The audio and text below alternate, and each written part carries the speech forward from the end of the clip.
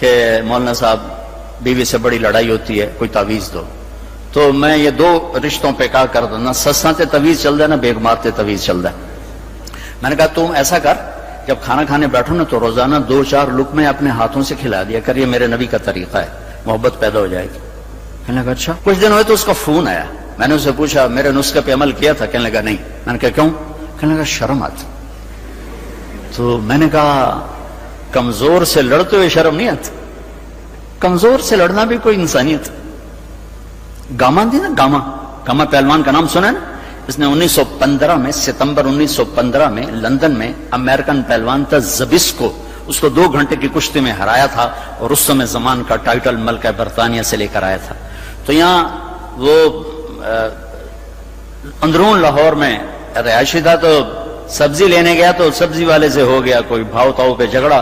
تو سبزی والے نے وہ ہوتا نا وزن والا باٹ اٹھا کے اس کو مار دیا. وہ گامے کے یہاں لگا، خون نکل آیا.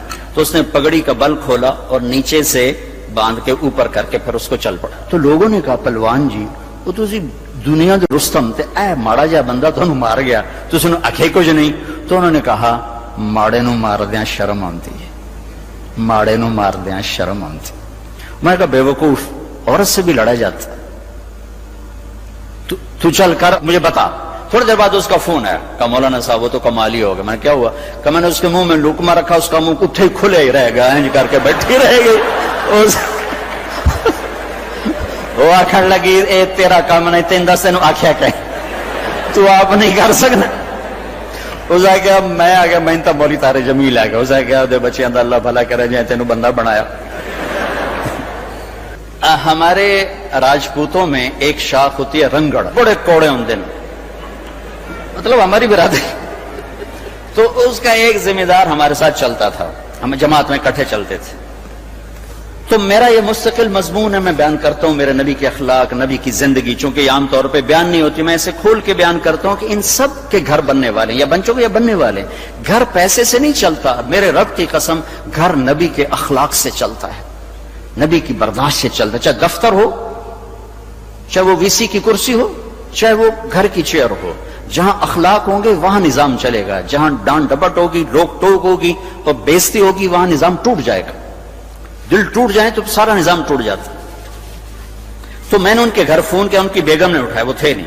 میں نے کہا بتا دینا میں نے فون کیا تھا. تو جب وہ آئے نا تو کہنے لگے مولانا صاحب بڑا لطیفہ ہوا. میں نے کہا کیا ہوا؟ کہ میں گھر آیا تو میری بیگم نے کہا تھارے مولوی کا فون آیا تھا. میں نے کہا کون سا؟ کہ وہی جس نے تمہیں رنگڑ سے انسان بنا دیا. تو میں نے اس سے کہا اللہ کی بندی میں پہلے انسان نہیں، کہ بالکل نہیں. کہ کیوں؟ کہ بتا ہماری شادی کو کتنے سال ہوئے؟ میں نے کہا 27 سال. میں نے کہنے لگی ایک دفعہ کبھی ہنس کے بولا ہے؟ بتا دے 27 سال میں ایک دفعہ. کہنے لگا میں سر کو جانے لگا کہ واقعی میں کبھی ایک دفعہ بیوی سے ہنس کے نہیں بولا. یہ تیری باتیں سن سن کے ہم نے بیویوں سے بولنا شروع کیا. میرے عزیزو، میرے نبی کی خوبصورت زندگی ہے عالی اخلاق، عالی اخلاق، عالی اخلاق، عالی اخلاق. یہ ہر شعبے میں چلیں گے تو ایک خوبصورت معاشرہ جنم لے گا، ایک حسین معاشرہ. اپنے بچوں سے اخلاق برتو. میرے نبی نے فرمایا اکرموا اولادکم، اپنی اولاد کو عزت دو. آپ خود کیسے عزت دیتے تھے؟ جب حضرت فاطمہ تشریف لاتی تو آپ اپنی بیٹی کے لیے کھڑے ہو جاتے. وہی نہیں کھڑے ہوتے تھے، 4 قدم آگے جاتے، ان کا ہاتھ پکڑتے، بوسہ لیتے، پھر پہلے ان کو بٹھاتے، اس کے بعد خود بیٹھتے تھے. یہ عزت اولاد کو دینا میرے نبی نے سکھایا. حضرت علی کا فرمان ہے اکرموا اولادکم فانہم خلقوا لغیر زمانکم. اپنی اولاد کو عزت دو، یہ تم سے اگلے زمانے کے لیے پیدا کیے گئے ہیں. تمہارے نام کو زندہ رکھیں گے اگر ان کو عزت دے کے مرو گے. اور تربیت کے نام پر ڈانٹ ڈپٹ، ڈانٹ ڈپٹ، ڈانٹ ڈپٹ، یہ یا جھوٹ پہ لے آئے گی اولاد کو، یا وہ دوغلے ہو جائیں گے یا متنفر ہو جائیں گے.